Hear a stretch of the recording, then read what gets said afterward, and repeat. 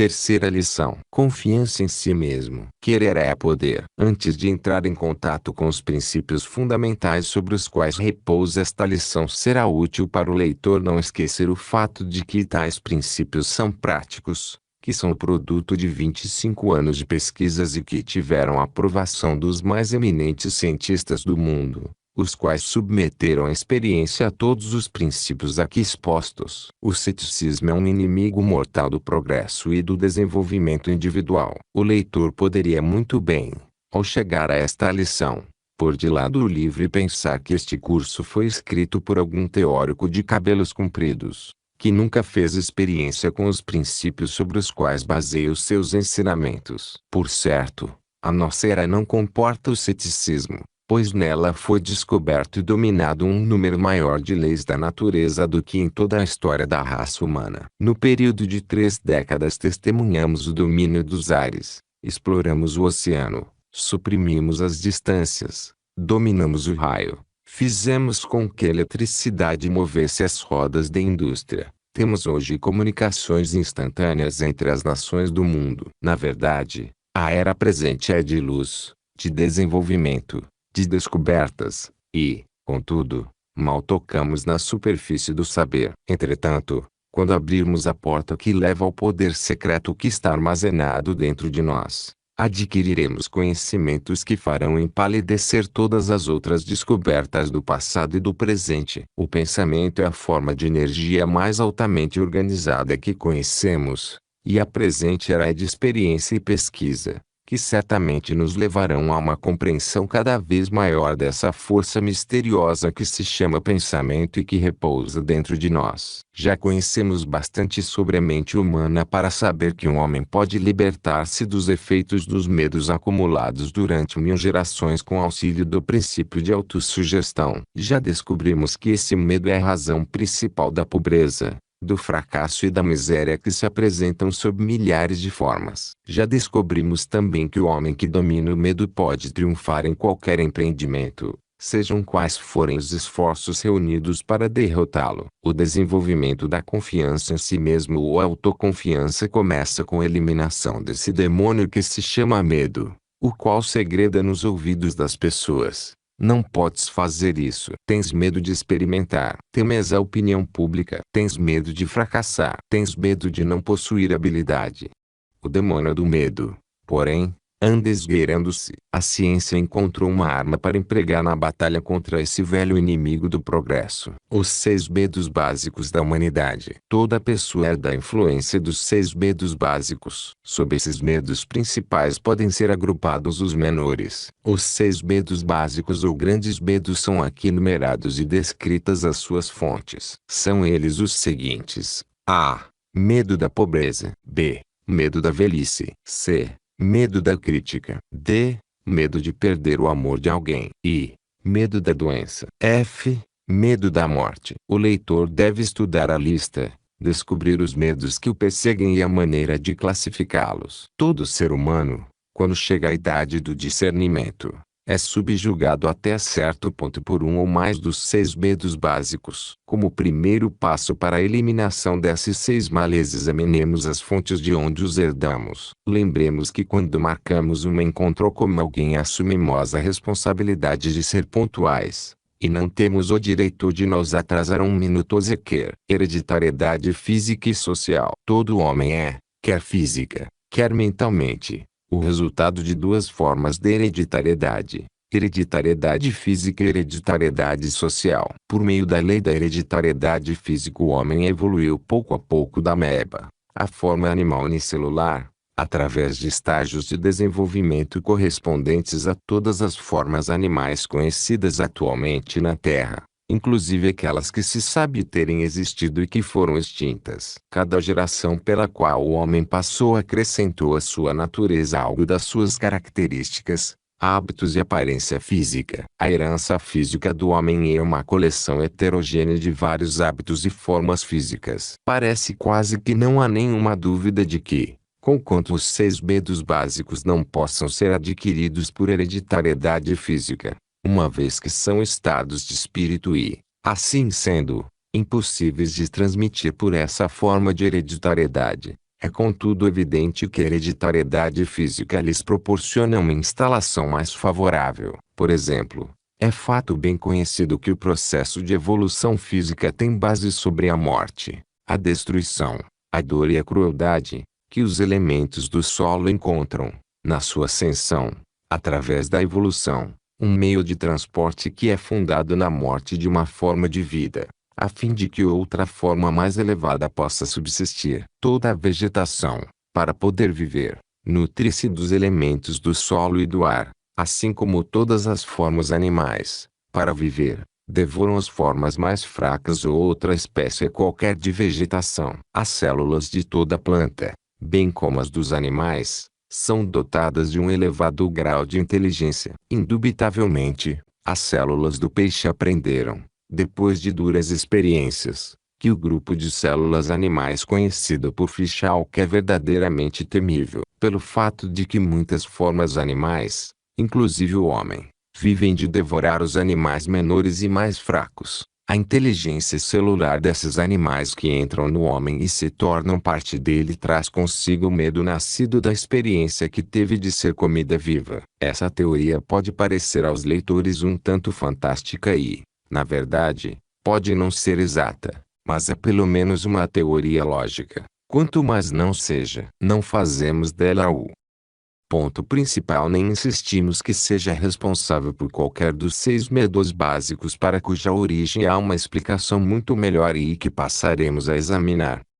Começando com uma descrição da hereditariedade social. A parte mais importante da formação do homem chega até ele por meio da hereditariedade social. Esse termo corresponde aos métodos pelos quais uma geração se impõe sobre o espírito das gerações sob o seu controle imediato, legando-lhe superstições, crenças, lendas e ideias que, por sua vez, já foram herdadas da geração anterior. Por hereditariedade social deve-se entender uma das fontes, ou todas as fontes por meio das quais se adquire conhecimento, tais como a instrução religiosa ou de outra natureza, a leitura, a conversação, as narrativas de histórias e todas as maneiras de inspiração do pensamento provindo do que se chama geralmente experiência pessoal. Mediante o processo da lei da hereditariedade social, qualquer pessoa que dirige o espírito de uma criança pode, com um ensinamento intensivo, fixar nele determinada ideia,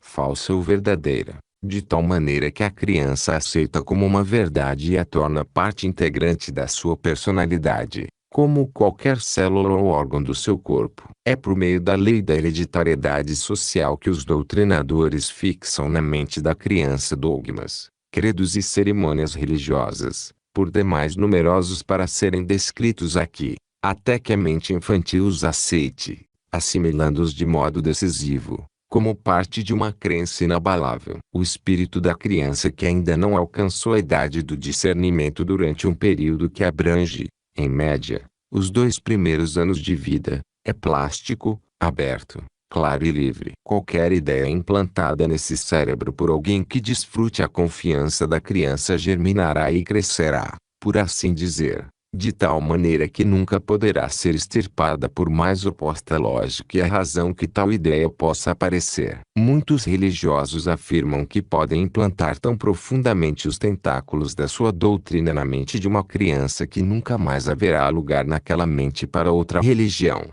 quer seja como um todo ou uma parte. A afirmativa não é de todo destituída de verdade. Com essa explicação da maneira pela qual a herança social opera, o leitor estará pronto para examinar as fontes de onde herdamos os 6 medos básicos. Além disso, qualquer leitor do curso, exceto os que ainda não cresceram bastante para examinar as verdades que pisam sobre os calos das suas superstições, pode verificar a veracidade do princípio da herança social, tal como é aplicado aqui aos 6 medos básicos, sem precisar sair, para isso, do campo das suas experiências pessoais. Felizmente, o conjunto de evidências apresentado nesta lição é de tal natureza que todos aqueles que procuram sinceramente a verdade podem verificar por si mesmos se as provas são ou não verdadeiras. No momento, pelo menos, o leitor deve pôr de lado os seus preconceitos e ideias preconcebidas. Em qualquer momento pode apanhá-las novamente, como sabe, Enquanto estudamos a origem e a natureza dos 6 piores inimigos do homem, os 6 medos básicos, a começar por o medo da pobreza. É preciso ter coragem para dizer a verdade sobre a história desse inimigo da humanidade e uma coragem ainda maior para ouvi-la. O medo da pobreza nasce da tendência inata no homem para dominar os seus semelhantes economicamente. Quase todas as formas inferiores do reino animal têm instinto, mas parecem não ter o poder de raciocínio e de pensamento. Assim, lançam-se umas sobre as outras. Fisicamente, o homem, com o seu senso superior de intuição, pensamento e raciocínio, não devora os seus semelhantes fisicamente, prefere devorá-los economicamente. De todas as eras passadas, sobre as quais sabemos alguma coisa, a era em que vivemos parece ser a de maior adoração do dinheiro. O homem que não pode apresentar uma boa conta bancária é considerado inferior à poeira da terra. Nada há que proporcione mais sofrimento e humilhação do que a pobreza. Não é de admirar que o homem a tema. Depois de uma longa série de experiências com os seus semelhantes, o homem aprendeu por certo que esses semelhantes nem sempre podem merecer confiança, quando estão em jogo questões de dinheiro ou de qualquer outra forma de propriedade. Muitos casamentos se fazem, e muitas vezes se desfazem, na mera base da riqueza de uma das partes contratantes. Não é de admirar que os advogados tenham sempre tanto trabalho com casos de divórcio. A palavra sociedade podia muito bem começar com a cifra dólar, em vez de S, pois está inseparavelmente associada ao dinheiro. O homem deseja tão ardentemente a riqueza que procura adquiri-la de qualquer maneira, por meios legais, se possível, e por outros métodos, se não puder adquiri-la legalmente. O medo da pobreza é uma coisa terrível. Um homem pode cometer assassinato, roubo, estupro e todas as outras formas de violação dos direitos alheios e ainda gozar de alto conceito entre os seus concidadãos, contanto que não perca sua fortuna. Portanto, a pobreza é quase um crime, um pecado imperdoável. Não é de admirar que o homem a tema. Em todos os códigos do mundo se encontra a prova de que o medo da pobreza é um dos medos básicos da humanidade, pois em todos esses livros existem várias leis destinadas a proteger os fracos contra os fortes. Perder tempo em demonstrar que o medo da pobreza é um dos que couberam em herança ao homem, ou que esse medo tem origem na tendência do homem para defraudar o seu semelhante, seria o mesmo que perder tempo em provar que 3 vezes 2 são 6. É claro que nenhum homem teria medo se tivesse base para confiar nos outros homens, pois existe alimento, abrigo e vestuário suficientes para as necessidades de cada pessoa, e todos desfrutariam dessas dádivas se não fosse o hábito que o homem tem de querer para si mais do que o necessário. O segundo dos 6 medos básicos é o medo da velhice. Esse medo provém, principalmente, de 2 fontes. Primeiro, a ideia de que a velhice trará consigo a pobreza. Segundo, e essa sua fonte mais comum, origina-se dos falsos e cruéis ensinamentos sectários, onde se fala no fogo e enxofre do inferno, em purgatório e os outros espantalhos que os homens aprenderam a temer, temendo, por conseguinte, a velhice como sendo a aproximação de um outro mundo, talvez muito mais terrível do que este em que vivemos e que, conforme sabemos, já é bastante mau. Em cada alma foi depositada a semente de um grande futuro, mas a semente nunca germinará, muito menos atingir a maturidade, se não se tornar útil e não desenvolver prática. No medo básico da velhice o homem tem 2 razões muito justas de apreensão. A primeira se origina da desconfiança de que os seus semelhantes possam se apoderar dos bens que ele possui. A segunda é motivada pelas terríveis representações do mundo futuro, profundamente fixadas na mente humana, por meio da lei da hereditariedade social, muito antes da idade do discernimento. Poderá alguém admirar-se de que o homem tem uma aproximação da velhice? O terceiro dos 6 medos básicos é o medo da crítica. A forma exata como o homem adquiriu esse medo é difícil, se não impossível, de determinar com precisão.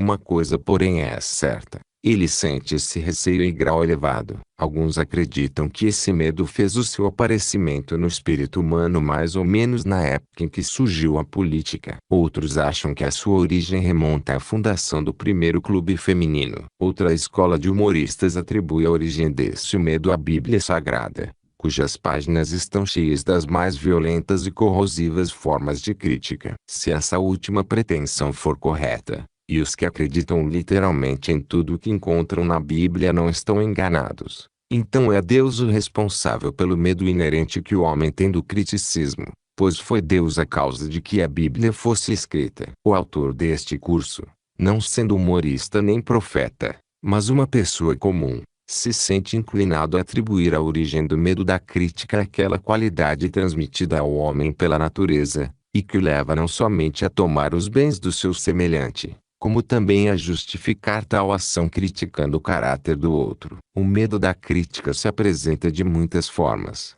das quais a maioria é de natureza insignificante, trivial, chegando até mesmo a parecer puerilidade. Os homens calvos, por exemplo, são calvos unicamente devido ao medo da crítica. Ficam carecas em consequência do uso de chapéus apertados, que impedem a circulação natural na raiz do cabelo. Os homens usam chapéus não porque deles necessitem para o seu conforto, mas somente porque todo mundo usa. Aquele que não usasse poderia atrair a crítica. As mulheres dificilmente ficam calvas, ou seus cabelos rareiam, pois usam chapéus bem frouxos, que se destinam a ser mero ornamento. Não se deve porém depreender daí que o sexo frágil esteja isento do medo da crítica no que se refere a chapéus. Peça-se por exemplo a uma mulher que saia com um chapéu fora de moda. Os fabricantes de roupas de toda espécie não demoraram em capitalizar esse medo básico da crítica, que persegue a humanidade inteira. Em cada estação mudam a moda e os estilos, conforme todos observam. Quem dita a moda, certamente, não é o consumidor, e sim o fabricante. Por que razão eles mudam os estilos com tanta frequência? Evidentemente, com o intuito de vender mais. Pela mesma razão, os fabricantes de automóveis, com raríssimas exceções, apresentam todos os anos novos modelos. O fabricante de roupa sabe muito bem como o homem se sente mal usando uma roupa fora da moda ou que todo mundo já está usando. Não é verdade? A nossa própria experiência não nos mostra isso. Descrevemos a maneira como a humanidade se comporta sob a influência do medo da crítica no que se refere às coisas insignificantes. Examinemos agora o comportamento humano em face desse medo, em assuntos mais importantes. Tomemos por exemplo qualquer pessoa que tenha chegado à idade da maturidade mental, 35 a 45 anos, como média geral. Se pudéssemos ler no espírito dessa pessoa, verificaríamos uma descrença muito acentuada e uma rebelião contra a maioria das fábulas ensinadas pelos mentores religiosos. O medo da crítica é poderoso. Houve um tempo, que não vai muito longe, em que a palavra descrente significava ruína para qualquer pessoa que fosse aplicada. Parece, portanto, que o medo da crítica tem amplas razões para existir. O quarto medo básico é: feliz daquele que aprende a diferença que há entre uma derrota temporária e um fracasso. Mais feliz ainda será se aprender que a semente do triunfo está adormecida em cada derrota que experimenta. O medo de perder o amor de alguém. A fonte que deu origem a esse medo pode ser descrita em poucas palavras, pois é mais que evidente que ela nasceu do costume adquirido pelo homem de roubar a mulher do próximo ou, pelo menos, dar-se a liberdades com elas ocultas do senhor e dono legítimo. Todos os homens são por natureza polígamos. Essa verdade será sem dúvida contestada pelos que já são idosos demais para ter uma vida sexualmente ativa, de maneira normal, ou que tenham por uma razão qualquer perdido o conteúdo de certas glândulas que são responsáveis pela tendência do homem para a pluralidade do sexo oposto. Quase não há mais dúvidas de que o ciúme e todas as outras formas semelhantes de demência precoce mais ou menos branda originam-se do medo básico de perder o amor de alguém. De todos os loucos sons estudados por nós, o caso de um homem que tinha ciúmes de uma mulher foi o mais estranho, o mais singular. Tivemos apenas uma experiência desse gênero, mas aprendemos com ela o bastante para nos autorizar a declarar que o medo de perder o amor de alguém é um dos mais lastimáveis ou talvez o mais lastimável dos 6 medos básicos. E parece razoável acrescentar que tal medo produz mais devastações no espírito de um homem do que qualquer dos outros medos básicos, pois, muitas vezes, conduz o indivíduo às formas mais violentas de loucura permanente. O quinto medo básico é o medo da doença. Esse medo tem a sua origem em grande parte nas mesmas fontes de que derivam os medos da pobreza e da velhice. O medo da doença está sempre intimamente associado com esses dois últimos medos, pois também conduz à fronteira do mundo de horrores que o homem não conhece, mas do qual ouve falar. Em Histórias Assustadoras, o autor tem fortes razões para desconfiar de que os indivíduos empenhados na venda de métodos para a conservação da saúde muito têm contribuído para conservar bem vivo, no espírito humano, esse medo da doença. Desde as épocas mais remotas o mundo tem conhecido as mais diversas formas terapêuticas. Se um indivíduo ganha a vida com essa profissão, é mais que lógico que empregará todos os meios para persuadir o público de que os seus serviços são necessários. Assim, é muito natural que a humanidade herdasse o medo da doença. O sexto e último medo básico é o medo da morte. Para muitos esse é o pior de todos, e o motivo é claro para qualquer estudante de psicologia. Os terríveis tormentos do medo da morte podem ser atribuídos diretamente ao fanatismo religioso, a fonte mais responsável por esse medo do que todas as outras reunidas. Os pagãos não têm tanto medo da morte como os civilizados,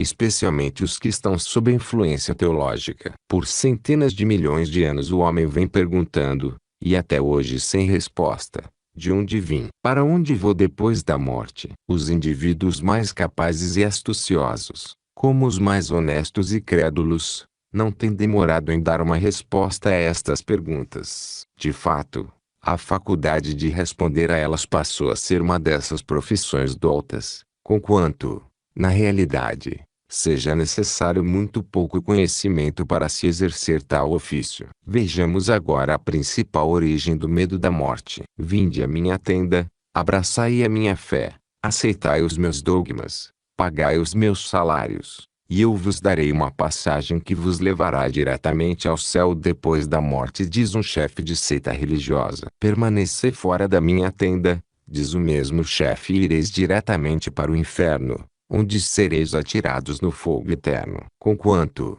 na verdade, o diretor espiritual escolhido não tenha poder para providenciar esse salvo-conduto para o céu, nem também para, na falta dele, mandar um infeliz para o inferno. Esta última possibilidade parece tão terrível que se fixa no espírito do indivíduo e cria esse medo dos medos, o terror da morte. Na verdade, nenhum homem sabe ou soube jamais como são o céu e o inferno, nem mesmo se tais lugares existem, e essa falta de um conhecimento decisivo abre as portas do espírito humano ao charlatão, que entra e controla inteiramente o pensamento com as mais variadas formas de magia, truques, fraudes, etc. A verdade é a seguinte: nem mais nem menos, ninguém sabe nem soube jamais de onde viemos ou para onde vamos depois da morte. Qualquer pessoa que adiante soluções para tais enigmas está iludindo a si mesma, ou é um impostor consciente, que vive como parasita, abusando da credulidade humana. Diga-se de passagem, entretanto, em favor de tais pessoas, que a maioria delas não somente acredita que o céu existe, como também que os seus credos e fórmulas darão a todos os que abraçarem tais doutrinas livre acesso a ele. Essa crença pode ser resumida numa palavra: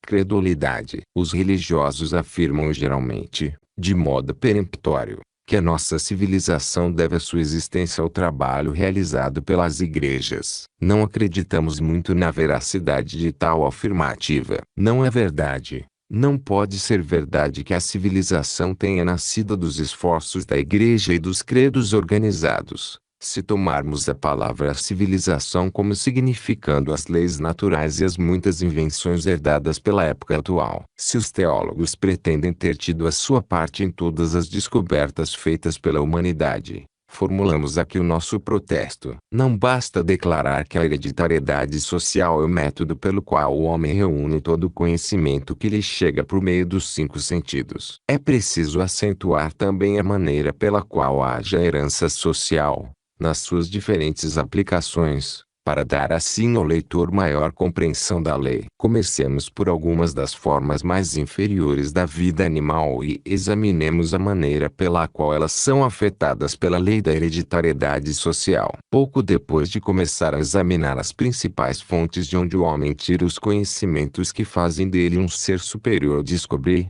há cerca de 30 anos, um ninho de galinhola, localizado de tal maneira que a fêmea podia ser vista de uma distância considerável quando estava no ninho. Com o auxílio de um binóculo, observei o pássaro atentamente, até o dia em que os filhotes romperam a casca dos ovos. Desejando ver o que aconteceria, aproximei-me do ninho. O pássaro permaneceu perto, até que cheguei a uma distância de 3 a 4 metros. Então, arrepiou as penas, estendeu uma perna sob a asa, fingindo estar ferida. Conhecendo um pouco os ardis dos pássaros quando têm filhotes, não a segui, e, pelo contrário, dirigi-me ao ninho para observar os pequenos. Sem o menor sinal de medo, todos me olharam movendo a cabecinha para um lado e outro. Aproximei-me ainda mais e apanhei um deles. Ainda sem mostrar sinais de medo, o pássaro ficou na palma da minha mão. Coloquei-o novamente no ninho e afastei-me, a fim de dar à mãe ocasião para voltar. Não tive de esperar muito. O pássaro começou a trilhar cautelosamente o seu caminho, até que, chegando perto do ninho, endireitou a asa, andou o mais rapidamente possível, produzindo uma espécie de som semelhante ao que emite uma galinha quando encontra um pouco de comida e começa a chamar os pintinhos. Reuniu os filhotes em torno de si e continuou a bater as asas e arrepiar as penas. Era como se estivesse dando aos filhotes a primeira lição de defesa própria. Vocês são os tolos, parecia dizer. Deviam envergonhar-se pelo fato de terem estado na palma da mão de um homem. Admiro-me de que ele não os tivesse levado e comido vivos. A próxima vez que virem um homem caminhando na direção de vocês, tratem de fugir. Saltem para o chão, escondam-se, até que o inimigo tenha desaparecido. Atentos, os filhotes pareciam ouvir a lição com grande interesse. Depois a mãe pareceu acalmar-se e tentei aproximar-me novamente do ninho. Quando estava a uns 6 metros de distância, a galinhola repetiu a farsa e saiu saltitando como se estivesse trôpega. Olhei para o ninho, mas os filhotes já não estavam nele. Tinham aprendido depressa a evitar o inimigo, graças ao seu instinto. Quando eu era criança, consegui uma vez pegar um corvo e domesticá-lo. O pássaro depressa se habituou ao ambiente doméstico e aprendeu a fazer várias coisas que denotavam bastante inteligência. Quando cresceu o suficiente para poder voar à vontade, foi-lhe dada a liberdade de ir para onde entendesse. Muitas vezes passava horas inteiras fora de casa, mas voltava antes do escurecer. Um dia, alguns corvos selvagens entraram em luta com um mocho num campo nas proximidades da casa. Logo que o pássaro ouviu o crocitar dos seus irmãos selvagens, voou para o telhado e, em grande agitação, voejava de um lado para outro. Finalmente, bateu as asas em direção ao local da batalha. Acompanhei-o, curioso para ver o que iria acontecer. Pouco depois, deparei com o meu corvo pousado no galho mais baixo de uma árvore. 2 corvos selvagens estavam um pouco mais acima, crocitando e voejando agitados, como pais que estivessem ralhando com um filho que não se comportasse bem. Quando me aproximei, os 2 corvos selvagens voaram. Um deles descreveu vários círculos em torno da árvore, soltando gritos que deviam significar palavras irritadas, dirigidas ao corvo domesticado, que não tinha querido acompanhá-los. O meu corvo voltou à noite, como costumava, mas não se aproximou muito da casa. Pousou num galho de macieira, e lá, na sua linguagem, dizia, naturalmente consigo mesmo, que decidira voltar à vida livre. Alguns dias depois, desaparecia, para nunca mais voltar. A hereditariedade social roubara-me assim o corvo de estimação. O meu único consolo foi a ideia de que ele tivera a delicadeza de voltar para avisar que ia embora. Muitos trabalhadores de fazendas vão embora sem fazer nem mesmo isso. É fato bem conhecido que as raposas pegam todas as espécies de galináceos e animais pequenos, respeitando apenas os gambás. Não é preciso dizer a razão pela qual o gambá goza de tal imunidade. Uma raposa pode pegar um gambá uma vez, mas nunca repetirá a façanha. Por esse motivo, uma pele de gambá pregada num galinheiro afasta dele as raposas, exceto as novas e inexperientes. O cheiro do gambá, uma vez sentido, é coisa que nunca mais se esquece. Nenhum outro mau cheiro lhe pode ser comparado, mesmo de longe. Todas as pessoas bem informadas a esse respeito sabem que raposas e gambás nunca se abrigam na mesma cova. Uma rã pode ser fisgada num anzol com um pedacinho de pano vermelho ou qualquer outro objeto da mesma cor servindo de isca. Isto é, a rã pode ser apanhada dessa maneira somente se for fisgada logo da primeira vez que avançar para a isca. Mas, se escapar, nunca mais cometerá o mesmo erro. De uma feita, gastei horas seguidas tentando fisgar uma rã que deixar escapar. Mas, nesse tempo, eu não compreendia que o princípio da hereditariedade social é capaz de, por meio de uma única lição sobre esse princípio, ensinar até mesmo a uma humilde rã que deve evitar morder pedacinhos de tecido vermelho. Tive um cão Airedale que me causou inúmeros aborrecimentos pelo hábito que adquiriu de chegar sempre em casa com um pintinho na boca. Cada vez que isso acontecia, o pintinho era retirado da boca do cão, o qual era rigorosamente castigado, mas sem nenhum resultado, pois ele continuava a devastar os galinheiros. Com o objetivo de poupar o animal, e aproveitando também a ocasião para fazer uma experiência com a lei de hereditariedade social, mandei-o para a fazenda vizinha, onde havia uma galinha com pintinhos bem novos. A galinha foi posta no celeiro juntamente com o cachorro. Ficando só, ele dirigiu-se vagarosamente para a galinha, farejou para ver se era da sua qualidade preferida, e atirou-se a ela. A ave, que estava atenta, preparou-lhe uma recepção como ele nunca tivera. Bater de asas, bicadas vigorosas, etc. O primeiro round foi decididamente ganho pela galinha. Mas uma galinha gorda, pensava o cachorro, não poderia libertar-se das suas patas com tanta facilidade. Portanto, retrocedeu um pouco e em seguida atacou novamente. Dessa vez a galinha saltou sobre as suas costas, arranhando e dando-lhe fortes bicadas. O cachorro recuou para o seu canto, como se estivesse ouvindo a campainha para dar por terminado mais um round, até que ele se refizesse. Mas a sua adversária não perdeu tempo em deliberações, pois parecia conhecer o valor da ofensiva. Enquanto perseguia o pobre Airedale, de um canto para outro, cacarejava zangada, dando a impressão de uma mãe que tivesse sido levada a defender os filhos pequeninos de um ataque de crianças mais crescidas. O cachorro era um fraco. Depois de correr de um canto para um outro do celeiro, durante cerca de 2 minutos, estendeu-se no chão, procurando defender da melhor maneira que pôde os olhos com as patas, pois a galinha parecia principalmente interessada em atingi-los. O dono da galinha entrou então no celeiro e salvou-a, ou, falando com mais acerto, salvou o cão, que de maneira alguma parecia desaprová-lo. Não é estranho que temamos mais aquilo que nunca acontece. Destruímos nossa iniciativa, com medo da derrota, quando, na realidade, a derrota é o mais útil tônico e deve ser aceita como tal. No dia seguinte puseram um pinto no celeiro com o cachorro. Logo que este o viu,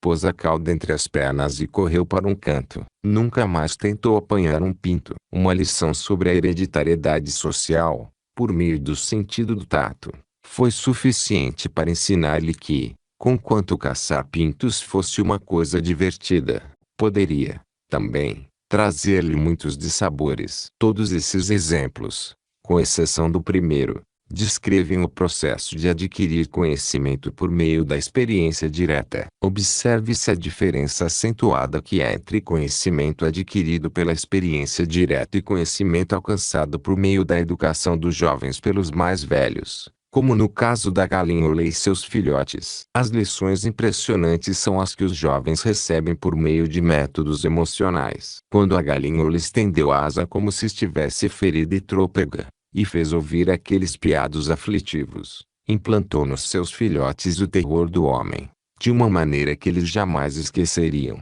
O termo hereditariedade social, tal como empregado de acordo com esta lição, está particularmente relacionado com os processos por meio dos quais se implanta no espírito da criança uma ideia, um dogma, um credo, uma religião ou sistema de moral, por intermédio dos pais ou dos que têm autoridade sobre ela, antes de atingir a idade do raciocínio e de poder refletir à sua maneira sobre tal ensinamento. Existem miríades de formas de medo, mas nenhuma é tão funesta como o medo da pobreza e o da velhice. Fazemos dos nossos corpos escravos porque temos medo desses dois males e, assim, procuramos juntar dinheiro para a velhice. Essa forma de medo tem tanta força sobre nós que submetemos o nosso corpo a um esforço desmedido e nos acontecem justamente as coisas que procuramos evitar. Observe-se um homem, ao entrar na casa dos 40 anos, a idade da maturidade mental. Que tragédia! Entretanto,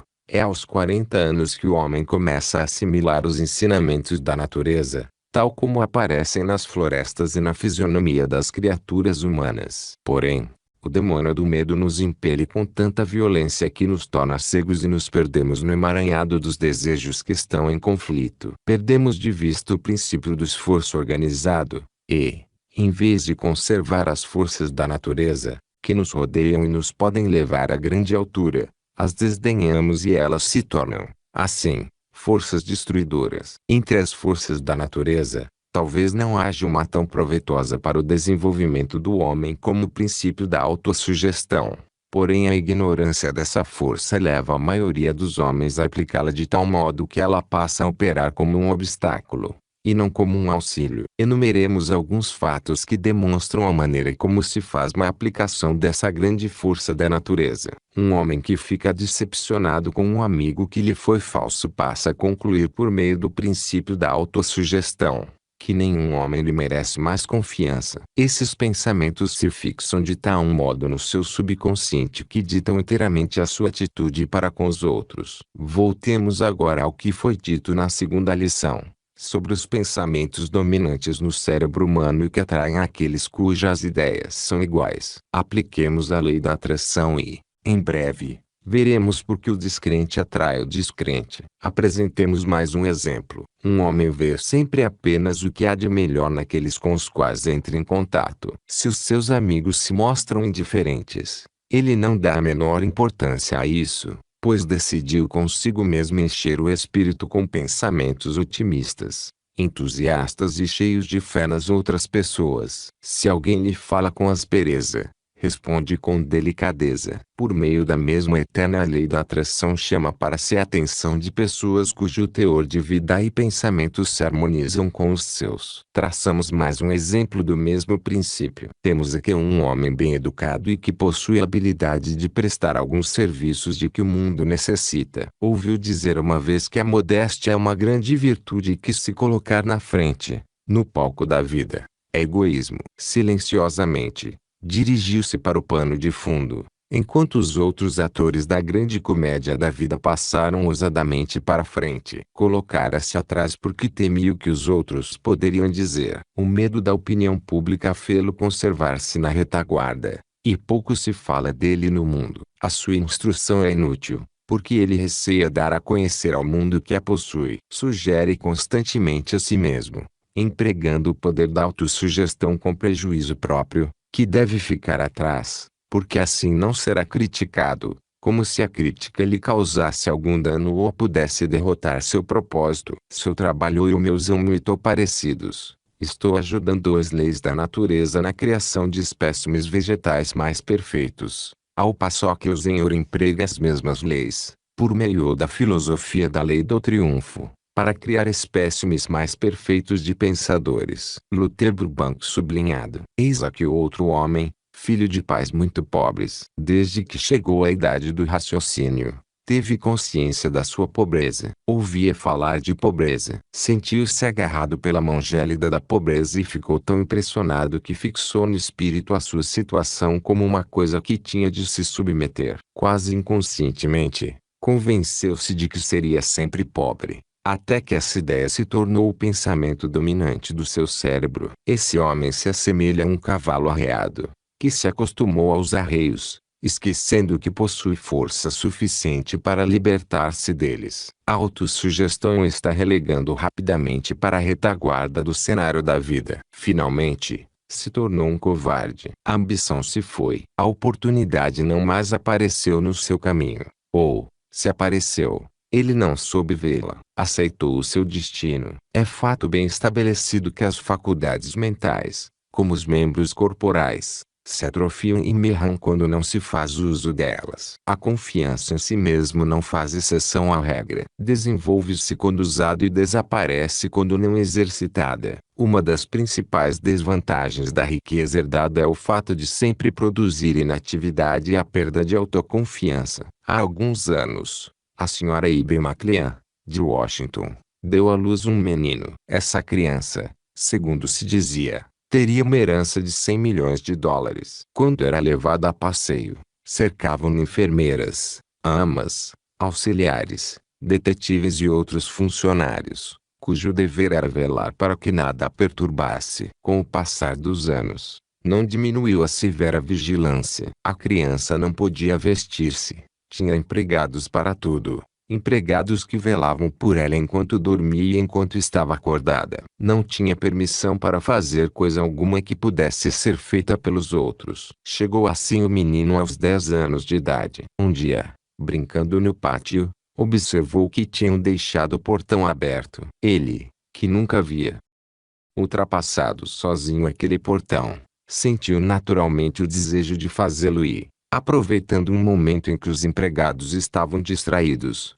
saiu correndo quis atravessar a rua, mas foi atropelado e morto por um automóvel. Via sempre pelos olhos dos que o serviam, de maneira que não teve cautela em atravessar a rua, julgando talvez que ainda estivessem olhando por ele. Há 20 anos fui secretário de um homem que tinha 2 filhos, dos quais um foi para a Universidade de Virgínia e outro para um colégio em Nova York. Todos os meses, uma das minhas atribuições era enviar um cheque de 100 dólares a cada um dos rapazes. Esses 100 dólares constituíam apenas um dinheirinho de bolso, que eles gastariam da maneira que quisessem. Muitas vezes pensei com amargura na crueldade do destino, que me fizera nascer na pobreza e, olhando para o futuro, via já aqueles rapazes colocados em elevadas posições, ao passo que eu nunca seria mais do que um simples secretário. No fim de algum tempo os rapazes voltaram para casa trazendo um anel de doutor. O pai era um homem muito rico,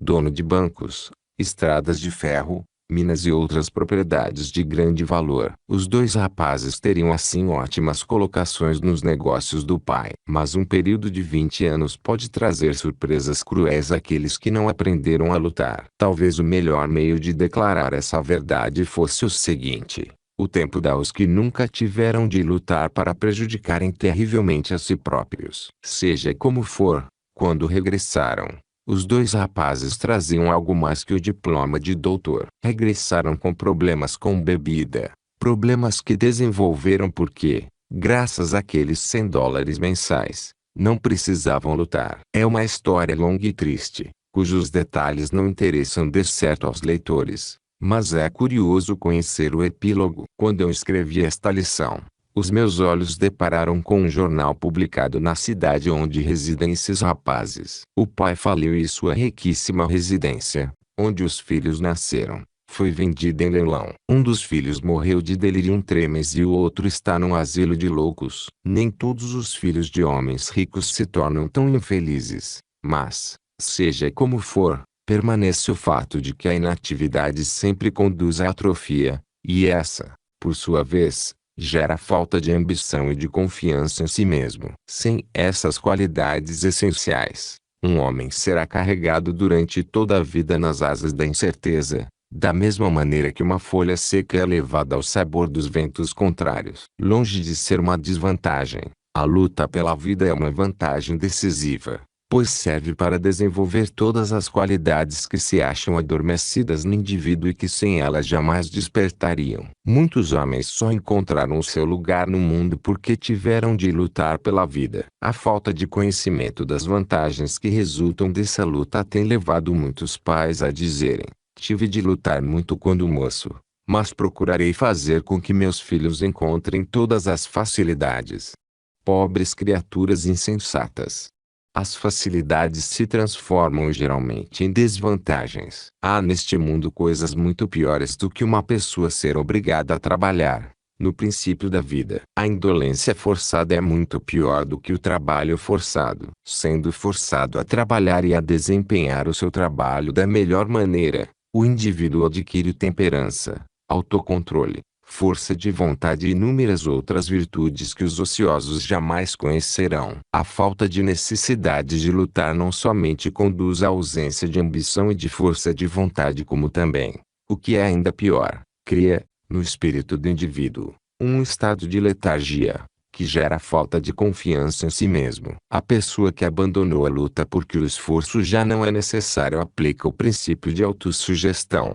Aplica-o, porém, para minar o seu próprio poder de autoconfiança. Assim, o indivíduo nessas condições cai num tal estado de espírito que agirá como uma pessoa que é forçada a fazer isso ou aquilo. O cérebro humano, que me seja permitida a repetição, pode ser comparado a uma bateria elétrica. Pode ser positivo ou negativo. A confiança em si próprio ou autoconfiança é a qualidade por meio da qual o cérebro recebe nova carga e se torna positivo. Apliquemos esse raciocínio à profissão de vendedor e vejamos a parte que a autoconfiança desempenha nesse importante campo de esforços. Um dos mais eficientes agentes de publicidade dos Estados Unidos começou a vida como redator de jornal. Ninguém pôde se tornar um grande condutor de homens se não tiver no coração o leite da bondade humana e se não dirigir antes pela sugestão e pela bondade do que pela força. Será de grande interesse e proveito para o leitor analisar o método por meio do qual ele conquistou o título de um maior agente de publicidade do mundo. Era um rapaz tímido, de natureza mais ou menos retraída. Uma dessas pessoas que julgam que é melhor ocupar um dos últimos lugares no cenário da vida. Uma noite, ele ouviu uma conferência sobre o assunto da nossa lição, a confiança em si mesmo, e essa conferência o impressionou a tal ponto que o rapaz foi para casa com a firme determinação de se transformar. No dia seguinte, apresentou-se ao gerente do jornal onde trabalhava e pediu-lhe um lugar de agente de publicidade. O seu pedido foi aceito e ela passou a trabalhar na base de comissões. Todos os seus companheiros de trabalho esperavam vê-lo fracassar, pois esse gênero de negócio exige grande atividade. O rapaz dirigiu-se à sua mesa de trabalho e organizou uma lista com os nomes de comerciantes que pretendia visitar. Naturalmente, os leitores estão pensando que ele organizou a lista com os nomes dos comerciantes que julgava encomendariam anúncios com mais facilidade. Mas fez justamente o contrário. Pôs na lista apenas os nomes daqueles que os outros agentes de publicidade tinham visitado inutilmente. A sua lista consistia somente de 12 nomes. Antes de iniciar as visitas, dirigiu-se a um jardim público e leu os nomes mais de 100 vezes, repetindo sempre: "O senhor me encomendará anúncios antes do fim do mês." Começou então a fazer as visitas. No primeiro dia, encerrou a sua atividade com 3 dos 12 fregueses impossíveis. Durante o restante da semana conseguiu anúncios de mais 2. No fim do mês, havia feito negócio com os 12 comerciantes, com exceção de um. No mês seguinte não conseguiu anúncios, pois visitou apenas o comerciante que faltava. Todas as manhãs, ao abrir-se o escritório deste último, ia falar-lhe e recebia invariavelmente um não. O comerciante sabia que não ia encomendar anúncios, mas o jovem teimava. Ao fim de um mês de respostas negativas, disse-lhe o comerciante: "Veja, meu amigo, o senhor perdeu um mês inteiro procurando me convencer a pôr anúncios no seu jornal. Agora eu desejaria saber o motivo que me fez perder esse precioso tempo." "Nada disso", respondeu o rapaz. "Tenho frequentado um curso no qual o senhor é o professor. Agora conheço todos os argumentos que um comerciante pode apresentar para recusar anúncios. Além disso, adquiri mais autoconfiança. Nesse caso, retorquiu o comerciante traço. Devo também confessar que estive tomando lições com o Senhor. Recebi assim lições de persistência, que para mim valem ouro, e para demonstrar-lhe a minha gratidão vou pagar-lhe as aulas, autorizando um anúncio no seu jornal. Foi dessa maneira que nasceu a publicidade mais lucrativa do Philadelphia norte-americano. Esse fato marcou também o início da transformação de um rapaz tímido num milionário. Esse rapaz venceu porque carregou deliberadamente o seu espírito com autoconfiança suficiente para torná-lo irresistível. Quando começou a redigir aquela lista de 12 nomes, fez algo que 99% das criaturas não fazem. Selecionou os nomes dos que sabia serem difíceis de encomendar anúncios, pois que da resistência que encontrasse resultaria para ele força e autoconfiança. Foi uma das poucas pessoas que compreenderam que todos os rios, e alguns homens, são sinuosos porque seguem a linha da menor resistência. Farei aqui uma digressão, e interrompo a linha do meu pensamento por um instante, enquanto dou um conselho às esposas. Lembremos que essas linhas se destinam exclusivamente a elas, e, assim sendo, não espero que os maridos também leiam o que vai escrito aqui. Tendo analisado mais de 16.000 pessoas, a maioria das quais casadas, aprendi alguma coisa que pode ser valiosa para as esposas. Transmitirei o meu pensamento nas seguintes palavras. As senhoras podem fazer com que os seus esposos saiam para o trabalho cotidiano, seja ele qual for, com uma sensação de autoconfiança que os conduzirá vitoriosamente através de todas as dificuldades que encontrarem durante o dia, e os fará voltar sorridentes e felizes ao lar à noite. Um dos meus velhos conhecidos casou-se com uma mulher que tinha dentes postiços. Um dia, a dentadura dela caiu no chão. Partindo-se, o marido pegou os 2 pedaços e começou a examiná-los com tamanho interesse que a esposa lhe disse: "Você está tão interessado nisso que poderia fazer uma igual, se quisesse." Esse homem era um agricultor cujas ambições nunca tinham ido além da cancela do seu sítio, até o dia em que sua esposa lhe fez tal observação. A esposa ergueu-se e, pondo-lhe a mão no ombro, o animou a experimentar a profissão de dentista. Insistiu carinhosamente com ele, até que o convenceu. Esse agricultor é hoje um dos maiores dentistas do estado de Virgínia. Conheço-o bem, pois é meu pai. Ninguém pode prever as possibilidades de realizações que estão ao dispor de um homem que é apoiado pelo conselho da esposa, pois é fato conhecido que uma mulher pode despertar no homem capacidade para realizações sobre-humanas. É dever da leitora encorajar seu esposo e solicitar-lhe realizações sempre mais importantes, até que ele encontre seu lugar na sociedade. A esposa, mais do que qualquer outra pessoa, pode induzir um homem a empregar um esforço maior. Deve fazê-lo acreditar que nada, dentro da razão, está além das suas possibilidades, e terá prestado um auxílio inestimável para vencer a batalha da vida. Um dos homens que mais triunfo tem alcançado no seu campo de trabalho na América acha que todo o seu sucesso é devido à sua esposa. Quando se casaram, ela escreveu um credo, que ele assinou e colocou sobre a sua secretária. Eis uma cópia do credo: creio em mim mesmo. Creio nos que trabalham comigo. Creio no chefe. Creio nos meus amigos. Creio em minha família. Creio que Deus me emprestará tudo o que eu necessito para triunfar, contanto que eu me esforce para alcançá-lo por meios lícitos e honestos. Creio nas orações e nunca fecharei os meus olhos para dormir sem pedir antes a divina orientação, a fim de ser paciente com os outros e tolerante com os que não acreditam como eu acredito. Creio que o triunfo é o resultado do esforço inteligente e não depende de sorte, de magia, de amigos duvidosos, de companheiros ou do meu chefe. Creio que tirarei da vida exatamente o que nela colocar, e, assim sendo, serei cauteloso quanto a tratar os outros como quero que eles sejam comigo. Não caluniarei aqueles de quem não gosto. Não diminuirei o meu trabalho por ver que os outros o fazem. Prestarei o melhor serviço de que for capaz, porque jurei a mim mesmo triunfar na vida e sei que o triunfo é sempre o resultado do esforço consciente e eficaz. Finalmente, perdoarei os que me ofendem, porque compreendo que algumas vezes ofendo os outros e necessito do seu perdão. Assinado, sublinhado. Se deseja uma coisa bem feita, Peça a uma pessoa ocupada para fazê-la. A gente ocupada geralmente é mais cuidadosa e atenta no que faz. A mulher que redigiu esse credo era uma psicóloga de primeira ordem. Guiado e influenciado por tal esposa, qualquer homem poderia conseguir triunfos notáveis. Analise o leitor esse credo e veja como o pronome pessoal foi empregado. Começa por uma afirmação de autoconfiança,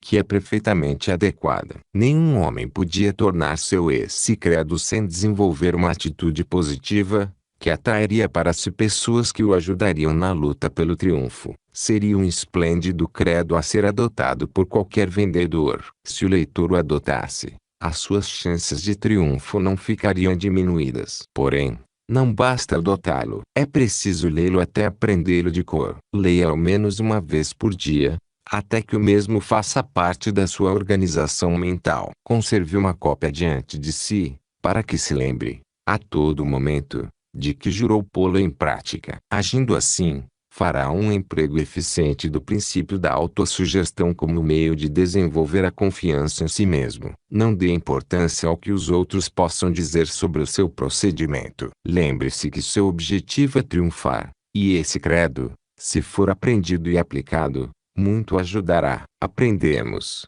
na segunda lição, que qualquer ideia fixada firmemente no subconsciente torna-se automaticamente uma planta, um projeto, que é empregado por um poder invisível, no sentido de se conseguir o objetivo citado no plano. Aprendemos, também, que o princípio por meio do qual se pode fixar na mente uma ideia que escolhemos chama-se autossugestão, o que significa simplesmente uma sugestão feita por nós mesmos à nossa mente. Era esse princípio de autossugestão que Emerson tinha em mente quando escreveu: "Nada nos pode trazer paz senão nós mesmos."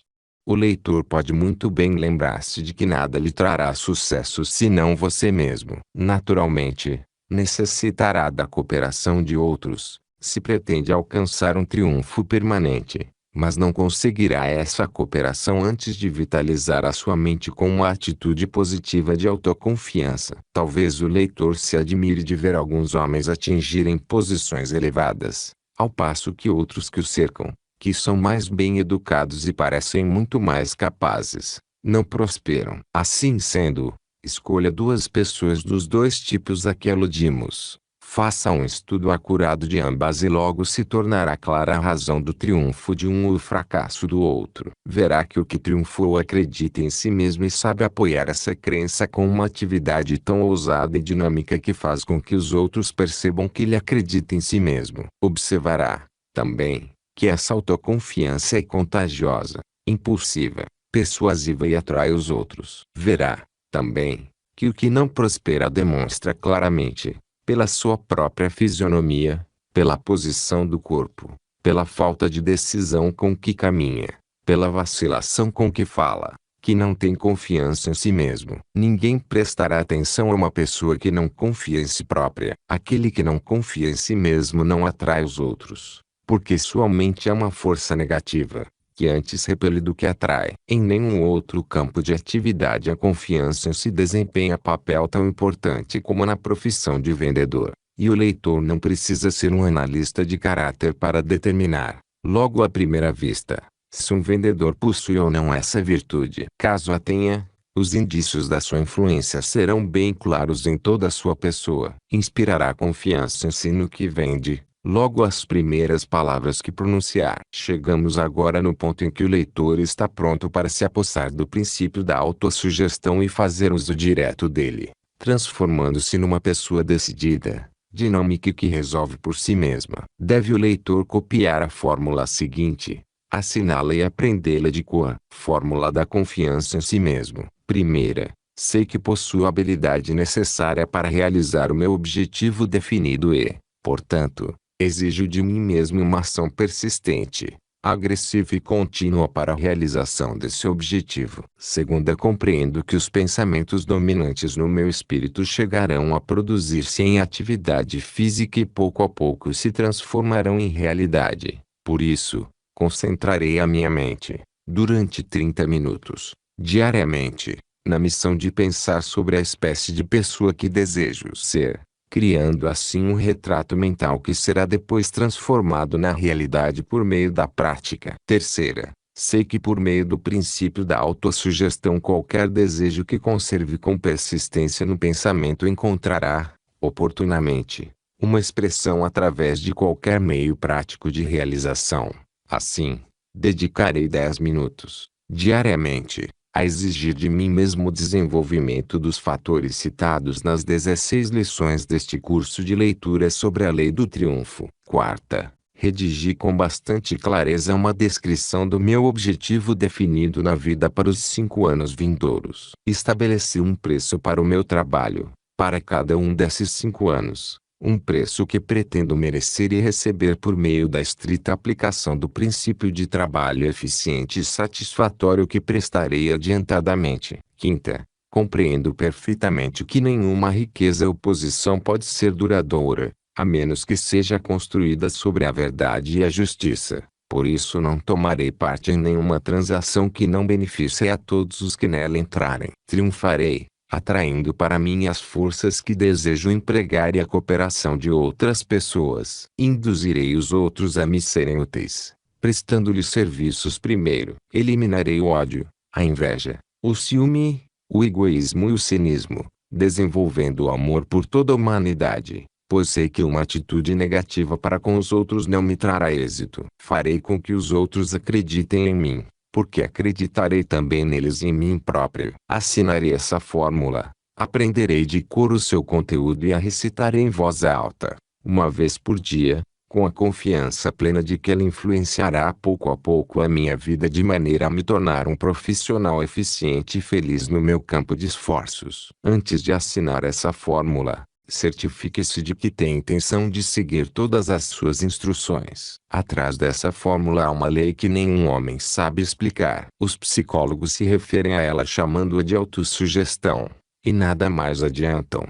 Porém o leitor deve ter sempre em mente um ponto acerca do qual não há nenhuma incerteza, isto é, o fato de que essa lei, seja qual for, age realmente. Outro ponto que não deve ser esquecido é o fato de que, do mesmo modo que a eletricidade impulsiona as rodas da indústria, serve à humanidade, de mil outras maneiras, ou destrói a vida, quando é erroneamente aplicada. Também o princípio da autossugestão poderá conduzir-nos a um pináculo de paz e prosperidade, ou nos atirará num vale de miséria e pobreza, conforme a aplicação que dele fizermos. Se enchermos o nosso espírito de dúvidas e descrença na nossa capacidade de realização, então o princípio da autossugestão adquire esse espírito de descrença e fixa no nosso subconsciente, como pensamentos dominantes, tais ideias, conduzindo-nos, aos poucos,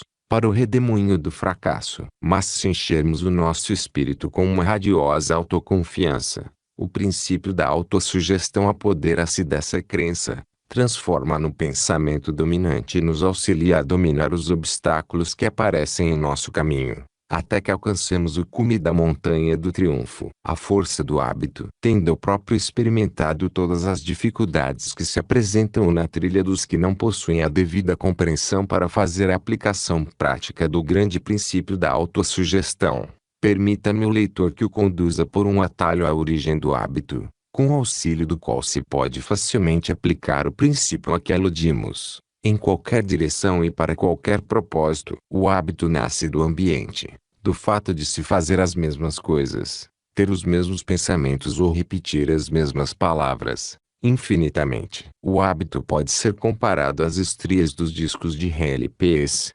enquanto a mente humana é semelhante à agulha que segue as estrias. Quando um hábito qualquer foi bem adquirido pela repetição do pensamento ou ação, o espírito tem uma tendência a ligar-se ao hábito e seguir o seu curso tão de perto como a agulha do toca-discos segue as estrias do LP. Cria-se o hábito dirigindo repetidamente um ou todos os 5 sentidos: visão, olfato, tato, gosto e audição, em determinado sentido. É por meio desse princípio de repetição que se forma o hábito. É por meio do mesmo princípio que o desejo de bebidas alcoólicas se transforma em hábito. Depois de estar bem estabelecido, O hábito controlará e dirigirá automaticamente as atividades do nosso corpo. E o pensamento pode ser transformado num poderoso fator para o desenvolvimento da autoconfiança. O pensamento é o seguinte: voluntariamente, e pela força, se necessário, dirijamos os nossos esforços e pensamentos ao longo de uma desejada linha, até que tenhamos estabelecido o hábito que se apoderará de nós e continuará a dirigir todos os nossos esforços, voluntariamente, de acordo com a linha traçada. O objetivo que se tem em mira, redigindo e repetindo a fórmula de autoconfiança, é formar o hábito de acreditar em si mesmo, tornando o pensamento dominante da nossa mente, até que esse pensamento se tenha firmado completamente no subconsciente. Aprendemos a escrever dirigindo repetidamente os músculos do braço e da mão, até conseguirmos traçar certas linhas conhecidas por letras. Finalmente, chegamos a escrever com facilidade e rapidez, pois escrever tornou-se para nós um hábito. O princípio do hábito se apodera das faculdades mentais da mesma maneira que influencia os músculos do corpo, o que se poderá provar facilmente aprendendo e aplicando a lição sobre confiança em si mesmo. Qualquer coisa que o leitor repita a si mesmo, várias vezes, ou qualquer desejo que estabeleça profundamente na sua mente pela declaração repetida, procurará finalmente expressar-se por meio de esforços físicos, francamente exteriores. O princípio do hábito é a verdadeira base sobre a qual repousa esta lição. E se o leitor compreender e seguir as direções aqui traçadas, em breve saberá mais sobre a lei do hábito do que poderia aprender através de 1000 lições iguais. O leitor tem apenas uma leve ideia das possibilidades que dormem dentro dele, esperando apenas serem despertadas, e nunca poderá ter melhor concepção dessas possibilidades antes de haver desenvolvido autoconfiança em grau suficiente para elevá-la a um plano superior às influências vulgares do ambiente em que vive. O cérebro humano é uma misteriosa e maravilhosa peça de máquina. Fato esse que me veio à mente outra vez quando há alguns meses reli os ensaios de Emerson, principalmente o ensaio sobre as leis espirituais. Aconteceu uma coisa estranha. Vi nesse ensaio, que já lera dezenas de vezes, o que nunca notara antes. Vi mais, nessa leitura, do que tinha visto nas anteriores, porque a minha mente, dessa vez, estava preparada para interpretar melhor. Um lar é uma coisa que não se compra. Pode-se comprar uma casa, mas só uma mulher pode fazer dela um lar. A mente humana está constantemente desabrochando, como as pétalas de uma flor, até chegar ao seu máximo de desenvolvimento. Qual é esse máximo? Onde termina? Se termina ou não, são coisas que ainda permanecem sem resposta, mas o grau de desdobramento parece variar com a natureza do indivíduo e o grau de trabalho mental. Uma mente que é forçada a pensamentos analíticos, diariamente, parece conservar-se sempre em desenvolvimento, e adquirir também maior poder de compreensão. Em Louisville, Kentucky, reside um certo senhor Laycock, um homem que não tem as pernas e é forçado a locomover-se numa cadeira de rodas. Conquanto aleijado de nascença, Laycock é proprietário de uma grande fábrica e milionário, devido exclusivamente aos seus esforços. Provou que um homem, mesmo aleijado, pode muito bem vencer na vida, se tiver confiança em si mesmo. Em Nova York, na Quinta Avenida, pode-se ver um homem forte, ainda jovem, sem pernas, locomovendo-se num carrinho e estendendo a mão à caridade pública. A sua inteligência talvez seja normal, como a da média dos homens. Esse jovem podia fazer o mesmo que o milionário Cook, de Louisville, se tivesse força de vontade e autoconfiança. Henry Ford tem mais dinheiro do que necessitará empregar algum dia. Entretanto, antes era um modesto operário, de educação insuficiente e sem nenhum capital. Dezenas de outros homens, alguns muito mais instruídos, trabalhavam no mesmo local que ele. Ford libertou-se da ideia da pobreza, desenvolveu a confiança em si mesmo, pensou no triunfo e conseguiu alcançá-lo. Todos os que trabalhavam ao seu lado poderiam ter feito o mesmo, se tivessem pensado assim. Milo C. Jones, de Wisconsin, foi atacado de forte paralisia há alguns anos. Ficou inteiramente impossibilitado de fazer qualquer movimento, mas seu cérebro permaneceu intacto e, assim, começou a funcionar com intensidade, provavelmente pela primeira vez na sua vida. Preso ao leito, Jones fez com que o seu cérebro criasse um propósito definido. O propósito era de natureza bastante humilde e prosaica, mas, seja como for, era um propósito, algo que ele jamais conhecera. Esse objetivo era fabricar salsichas. Reunindo a sua família em torno do leito, falou sobre o plano e começou a dar ordens para sua execução. Nada tendo para ajudá-lo senão a mente sã e absoluta confiança em si mesmo. Milo C. Jones espalhou o nome e a reputação das Little Pig Sausage por todos os Estados Unidos,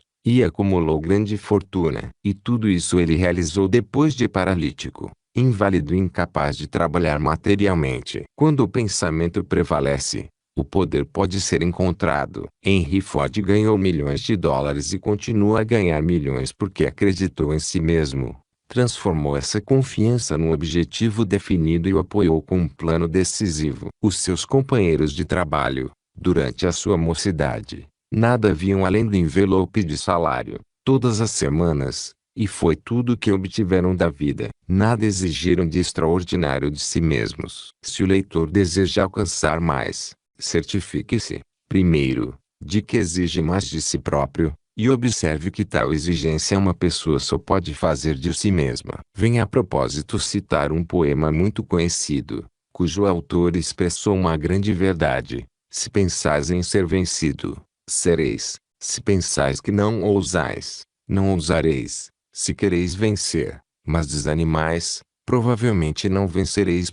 Se pensais em perder, perdereis. Pois é coisa sabida que o triunfo começa com um simples desejo num mero estado de espírito. Se pensais que sois pária, sereis. É preciso pensar em elevar-se para tal conseguir. É preciso estar certo de si mesmo para um prêmio poder alcançar. O único homem que nunca comete erros é aquele que nunca faz coisa alguma. Não tenha medo de errar, pois aprenderá a não cometer duas vezes o mesmo erro. Roosevelt sublinhado. A batalha da vida nem sempre é vencida pelo mais forte ou pelo mais ágil. Tarde ou cedo aquele que vence é o que pensa que pode vencer. O leitor não encontrará nenhum inconveniente em aprender de cor esse poema e empregá-lo como parte do seu material para o desenvolvimento da autoconfiança. Há sempre em nós algo de sutil que, sendo despertado por uma influência externa apropriada, nos conduzirá ao auge das realizações de uma maneira que nunca sonhamos. Assim como um grande violinista pode pegar o seu instrumento e fazê-lo produzir a mais bela e arrebatadora música, assim também uma influência exterior pode penetrar em nossa mente, levar-nos avante num determinado campo de atividade e executar assim a gloriosa sinfonia do êxito. Pessoa alguma pode conhecer as forças ocultas que vivem dentro de si. O leitor mesmo não conhece sua capacidade de realização e jamais a conhecerá, se não entrar em contato com um estímulo particular, que o impelirá a uma ação maior, e lhe ampliará a visão, desenvolvendo a sua força de autoconfiança e contagiando com um desejo mais profundo de realizar. Não é desarrazoado esperar que qualquer declaração, qualquer ideia ou palavra estimulante do nosso curso sobre a lei do triunfo sirva como incentivo que remodelará o destino do leitor, dando nova direção ao seu pensamento e energia ao longo de uma estrada que o conduzirá, finalmente, ao seu objetivo principal. Parece estranho, mas é uma verdade, que os pontos mais decisivos da vida apareçam, muitas vezes, nos momentos mais inesperados e da maneira mais diversa. Narrarei aqui um exemplo típico de como algumas dessas experiências que parecem insignificantes têm, muitas vezes, uma importância capital em nossa vida. O caso que vou narrar demonstra também que um homem pode chegar a grandes realizações quando tem compreensão plena do valor da confiança em si mesmo. O incidente a que me refiro teve lugar em Chicago, quando lá estive realizando análises de caráter. Um dia, apresentou-se no meu escritório um maltrapilho que me pediu uma entrevista. Ergui os olhos do trabalho e ele falou sem demora: vim ver aquele que escreveu este livro. E tirou do bolso um livrinho intitulado Autoconfiança, que eu escrevera há vários anos. Foi de certo a mão da providência que pôs no meu bolso este livro ontem à noite, prosseguiu o homem.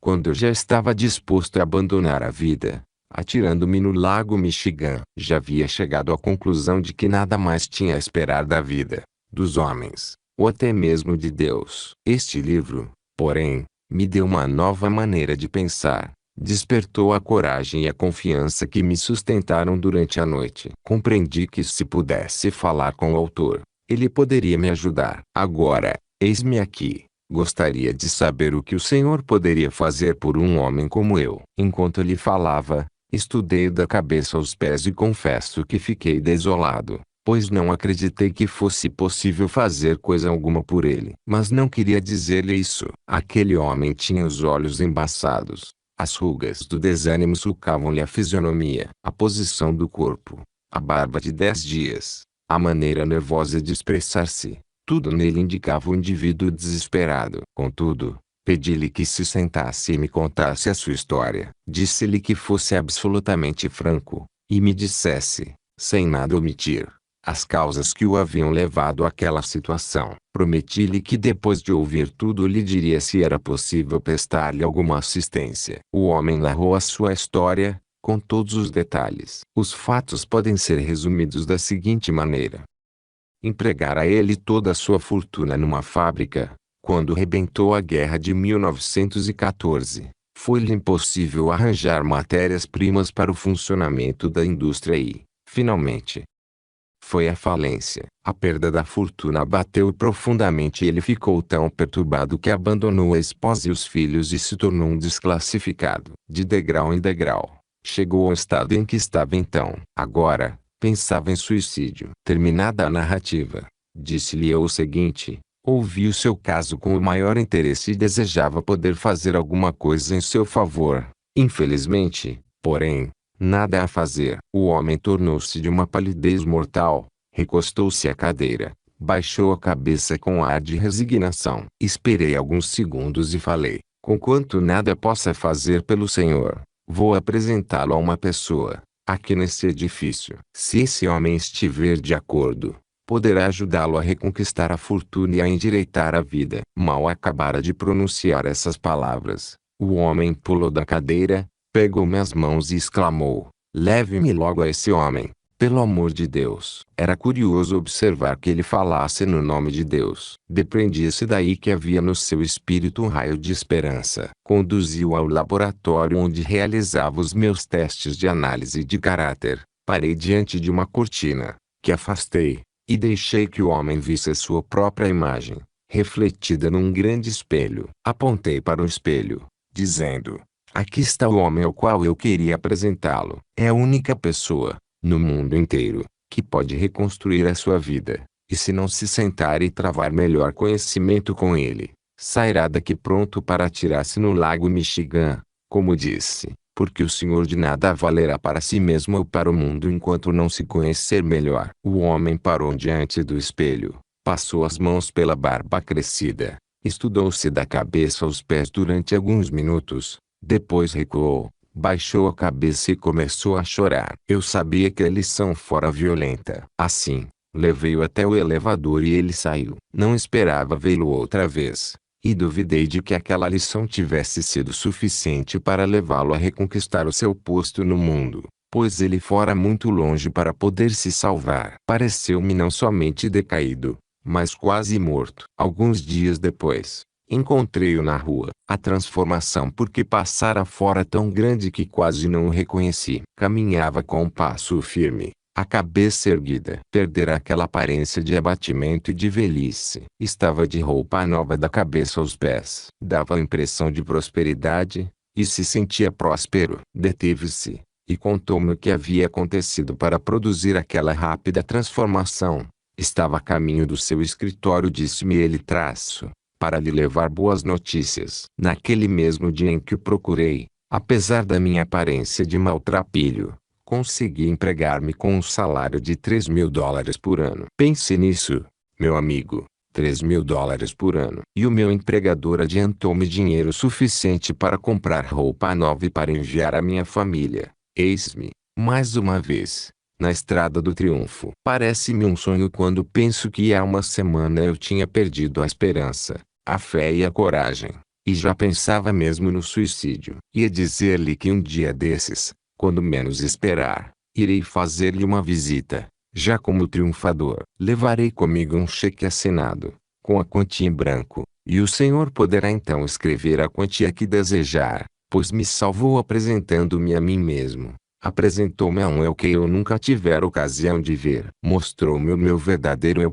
Quando aquele homem se despediu e desapareceu nas ruas movimentadas de Chicago, vi, pela primeira vez em minha vida, a força, o poder e as possibilidades que jazem adormecidas na mente daquele que nunca descobriu o valor da confiança em si mesmo. Concluí então que poderia também ficar defronte daquele espelho e apontar com um dedo acusador para mim mesmo por não ter descoberto a lição que ministrar a outro. O livro que o leitor tem agora em mãos é uma evidência de que o meu objetivo principal está sendo levado a efeito. O homem cuja história acabo de narrar é hoje presidente de uma das mais importantes e prósperas empresas dos Estados Unidos, e os seus negócios se estendem ao Canadá e ao México. Pouco depois desse incidente que acabei de narrar, entrou no meu escritório uma mulher, solicitando uma análise pessoal. Era professora numa escola pública de Chicago. Dei-lhe um questionário e pedi que o preenchesse todo, sem nada omitir. Começou a escrever,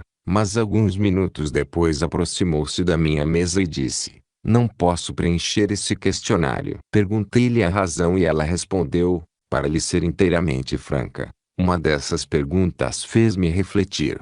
Sei agora o que está errado em mim, de maneira que acho desnecessário pagar-lhe uma análise de caráter." Despediu-se, e durante 2 anos não ouvi mais falar no seu nome. Foi para Nova York, tornou-se redatora de anúncios de uma das maiores agências do país e a sua renda, na época em que me escreveu, era de $10.000 por ano. O amor, a beleza, a alegria e a devoção estão sempre construindo, derrubando e reconstruindo os alicerces de cada alma. Essa senhora enviou-me um cheque para o pagamento da análise, pois compreendia que eu lhe havia prestado serviços, ainda que não da maneira como faço habitualmente. É impossível prever que um incidente, tão insignificante em aparência, possa transformar-se num ponto decisivo na vida de uma pessoa. Um dos defeitos irreparáveis da raça humana é a ignorância de que existe um método definido por meio do qual a autoconfiança pode ser desenvolvida em qualquer pessoa de inteligência média. Que perda inestimável representa para a civilização o fato de que os jovens não sejam instruídos nesse método de desenvolver a confiança em si mesmos antes de completarem sua vida escolar, pois ninguém que não tem confiança em si mesmo está realmente educado, no sentido exato do termo. Oh, que glória e satisfação deverá sentir o homem ou a mulher que afastar a cortina do medo que pende sobre a raça humana e deixar que a luz da autoconfiança brilhe com todo o seu fulgor. Onde quer que o medo domine, nenhuma realização divulta é possível. Foi esse fato que levou um grande filósofo a definir o medo da seguinte forma: o medo é o calabouço no qual o espírito se refugia, procurando esconder-se. O medo gera a superstição, e a superstição é o punhal com que a hipocrisia assassina a alma. Na frente da máquina com a qual estou escrevendo coloquei um letreiro com as seguintes palavras, em maiúsculas: dia a dia, por todos os modos, vou obtendo mais êxito. Um pessimista que leu essas palavras perguntou-me se eu acreditava realmente naquela história, e eu respondi: naturalmente. Esse letreiro me ajudou a sair das minas de carvão, onde eu era um simples operário, e encontrar uma situação em que podia auxiliar 100.000 pessoas em cujas mentes eu estabelecia o mesmo pensamento positivo inscrito naquele letreiro. Por isso, eu acreditava nele. O meu interlocutor disse o seguinte: bem, afinal de contas pode ser que exista alguma coisa nessa espécie de filosofia, pois sempre pensei que seria um fracasso, e o meu medo se tem realizado. Basta um simples pensamento para condenar uma pessoa ao fracasso ou à miséria, ou elevá-la aos píncaros do êxito. Se exigirmos de nós mesmos o triunfo, e apoiarmos essa decisão com uma ação inteligente, poderemos estar certos de que venceremos. Não nos esqueçamos, porém, de que há uma diferença entre querer triunfar e ter apenas um vago desejo de triunfar. Devemos descobrir qual é essa diferença e tirar delas vantagens possíveis. Lembremos do que diz a Bíblia, livro de São Mateus, sobre os que têm fé como um grão de mostarda. Quando cuidar de desenvolver a confiança em si mesmo, o leitor deverá ir animado da mesma fé ou mais. Não se importe com o que os outros dirão, pois sabe muito bem que os outros não lhe darão nenhum auxílio na subida da montanha da vida nem para a obtenção do seu objetivo principal. Temos dentro de nós mesmos todo o poder que necessitamos para obter o que desejamos ou necessitamos neste mundo. E o melhor meio de contar com esse poder é confiar em nós mesmos. O homem deve conhecer a si mesmo. Este tem sido o conselho dado pelos filósofos em todas as épocas. Quando o leitor se conhecer de fato, verá que não é nenhuma tolice ter bem à vista, na sua mesa de trabalho, um letreiro com estas palavras: dia a dia, por todos os meios, vou alcançando mais êxito, com a devida vênia dos franceses, que tornaram esse lema popular. Não tenho medo de colocar tal letreiro sobre a minha secretária, e, devo acentuar, também não tenho medo de acreditar que isso me influenciará tanto que me tornarei um homem decidido e ousado. Há mais de 20 anos recebi a minha primeira lição de autoconfiança. Uma noite, sentado junto a uma lareira, escutei uma conversa entre dois homens idosos que sobre o capital e o trabalho. Sem ser convidado, entrei na conversa e disse alguma coisa sobre os empregadores e empregados que solucionavam as suas diferenças baseados na regra de ouro. Minhas observações atraíram a atenção de um dos homens, que se voltou para mim com um olhar de surpresa e disse: "O senhor, que é um rapaz inteligente, por que não procura instruir-se mais, a fim de dar a conhecer ao mundo as suas ideias?" Essa observação caiu em terreno fértil. Embora fosse aquela primeira vez que alguém me dizia que eu era inteligente, ou que podia realizar qualquer coisa na vida, fiquei refletindo e, quanto mais longe me levavam as reflexões, mais certeza adquiria da possibilidade daquela realização. Sugestões como aquelas são, muitas vezes, poderosas, e não são as menos deliberadas e espontâneas. Volte o leitor à fórmula da confiança em si mesmo e aprenda de cor, pois ela o levará à usina elétrica da sua própria mente, onde encontrará uma força que o ajudará a vencer qualquer obstáculo no caminho do triunfo. Os outros só acreditam em nós quando veem que temos autoconfiança. Então se adaptam aos nossos pensamentos e nos julgarão da maneira que nos julgamos. A lei da telepatia se encarregará disso. Estamos constantemente irradiando o que pensamos de nós mesmos. E se não tivermos autoconfiança, os outros captarão as vibrações dos nossos pensamentos como lhes pertencendo. Logo que compreender a lei da telepatia, o leitor saberá por que a confiança em si mesmo é a segunda das 15 leis do nosso curso. Deve, porém, ter o cuidado de aprender a distinguir a confiança em si mesmo, que é baseada no conhecimento real do que sabemos e podemos fazer, e o egoísmo, que é fundado apenas no que poderíamos saber fazer. Devemos aprender a distinguir a diferença entre esses dois termos, ou do contrário, nos tornaremos ridículos e importunos às pessoas cultas e de compreensão. A confiança em si mesmo é algo que nunca deve ser proclamado ou anunciado, exceto por meio da realização de feitos construtivos. Se tivermos confiança em nós mesmos, em torno de nós, todos reconhecerão isso. Deixemos que os outros façam a descoberta. Eles se sentirão orgulhosos da sua perspicácia, e nós estaremos livres de ser considerados egoístas. A oportunidade forma afinidades mais rapidamente por meio da autossugestão do que por meio do egoísmo. Não nos esqueçamos disso, e deixemos que a nossa autoconfiança se expresse apenas por meio de um trabalho construtivo,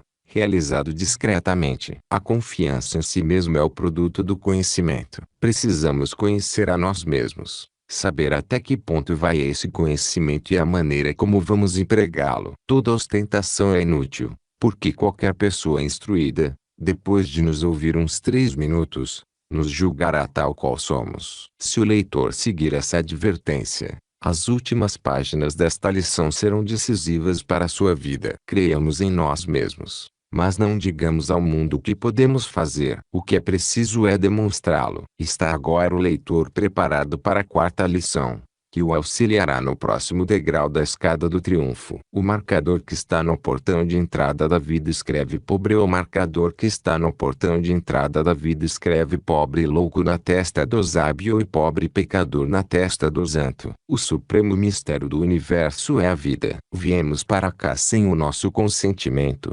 De onde? Não sabemos. Partimos sem o nosso consentimento. Para onde não sabemos. Vivemos eternamente procurando soluções para o grande enigma da vida. Para que propósito? Com que fim? Que fomos postos na Terra por uma razão definida é o que nenhum pensador põe mais em dúvida. Não será possível que o poder que nos colocou na Terra saiba o que fazer conosco. Quando ultrapassamos a grande divisa, não seria de bom aviso confiar que o Criador que nos pôs na Terra deve ter bastante inteligência para saber o que fazer conosco depois da nossa morte? Ou devemos desenvolver a inteligência e a habilidade necessárias para controlar a vida futura à nossa vontade? Não será possível que possamos cooperar com o Criador de maneira inteligente, procurando seguir uma justa norma de conduta na Terra, ajudando-nos uns aos outros e fazendo todo o bem possível durante a vida, entregando o futuro àquele que provavelmente sabe melhor que nós o que nos convém. Descontentamento. A figura que ilustra esta parte contém uma verdadeira lição. Do nascimento até a morte,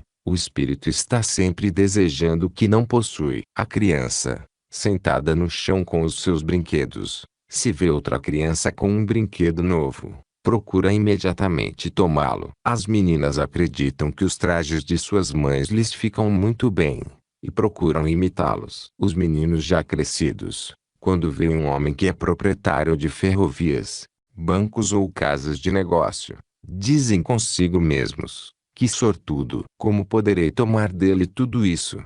F. W. Watt, o proprietário das Vivian Tencent Stores, uma vez, do alto do Metropolitan Building, em Nova York, exclamou: que maravilha! Construirei um mais alto.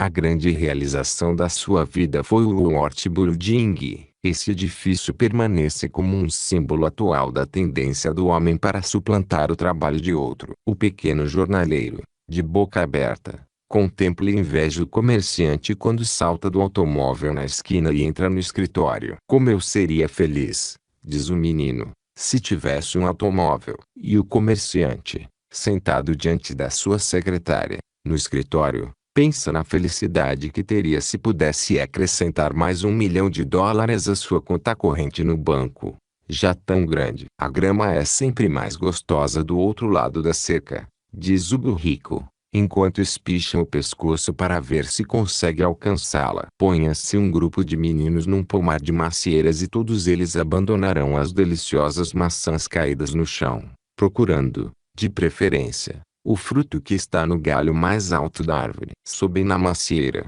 enfrentando todo perigo, quando poderiam comer maçãs melhores sem tanto trabalho. O homem casado admira mulheres bonitas e bem vestidas que passam nas ruas, e desejaria que sua esposa fosse tão bela. Talvez ela seja muito mais bonita, mas ele não lhe reconhece a beleza, porque o homem tem sempre tendência para penetrar na seara alheia. A felicidade está sempre nos rondando. Está sempre à vista, mas fora do alcance. A vida nunca é completa, seja o que for que se possua ou possa possuir. Uma necessidade sempre traz outra. Por exemplo, uma senhora compra um belo chapéu. Precisa de um vestido para combinar. O vestido, por sua vez, exige sapatos novos e outros acessórios. Somando tudo isso, uma quantia que está muito além dos meios do marido. O homem suspira por um lar, uma pequena casa de campo, na orla de um bosque. Manda construí-la, mas ela não está completa. Precisa de um jardim, de um pomar e de uma alameda ensaibrada. Mas tudo isso exige ainda um automóvel com a respectiva garagem. Todos esses pequenos retoques foram acrescentados, mas não basta. A casa é pequena demais. É preciso uma maior, com mais quartos. O coupé Ford precisa ceder o lugar a um sedã Cadillac, a fim de que haja lugar bastante para levar amigos para jogar tênis ou fazer excursões pelo campo. E assim até o infinito. Por fim, o homem se desilude e começa a compreender que a felicidade e o contentamento não existem neste mundo. Começa, então, a buscar a palavra de passe que lhe abrirá a porta de um mundo desconhecido. Por certo, deve haver felicidade no outro lado da grande divisa. No seu desespero, o coração já fatigado se volta todo para a religião, em busca de esperança e coragem. Mas as dificuldades não acabaram. Estão apenas começando. Venha à nossa tenda e aceite o nosso credo, diz uma seita traço. Irá direto para o céu depois da morte. O pobre homem hesita, olha e ouve. Então escuta o apelo de outro credo, cujo chefe afirma: saia do outro campo. Do contrário, irá diretamente para o inferno. Eles não fazem mais do que espargir água benta na sua cabeça, ao passo que nós o guiamos em todo o caminho, dando-lhe salvo-conduto para a terra da promissão. No meio das afirmações e das contestações sectárias, o homem fica indeciso, sem saber qual das seitas oferece a passagem mais garantida, até que a esperança se desfaz. Eu mesmo, quando jovem, frequentei doutores e santos e ouvi grandes argumentos sobre isso e aquilo, mas esses argumentos sempre saíam pela mesma porta por onde eu entrara, sempre buscando e nunca encontrando. Assim poderia ser definida a luta do homem pela felicidade e pelo prazer. Ele experimenta todas as religiões, e por fim reúne-se à grande igreja que o mundo chama dos condenados. Sua mente se torna um eterno ponto de interrogação, procurando aqui, ali e acolá uma resposta para as perguntas: de onde viemos?